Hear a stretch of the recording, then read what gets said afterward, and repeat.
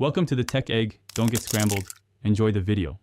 You start now. Park the Jeep Patriot on a firm, level spot and engage park or first gear. Set the parking brake so the vehicle won't roll.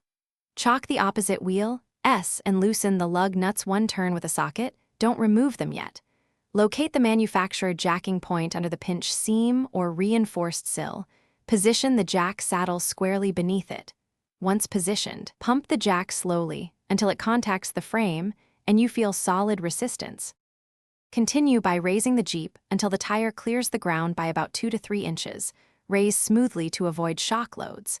Make sure the jack saddle remains seated and then position a jack stand under the rated support point, lowering the vehicle onto the stand so the stand bears the weight. Once secure, give a gentle tug on the vehicle to confirm stability. Now remove the lug nuts completely and take the wheel off, laying it flat to avoid rolling or damage.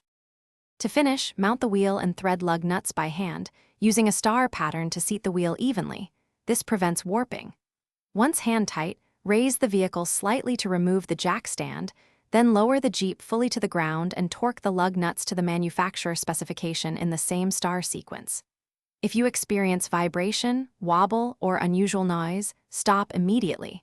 Recheck lug torque, confirm the wheel is fully seated, and inspect jack and stand placement. Thanks for watching. Consider subscribing if I helped unscramble your problems.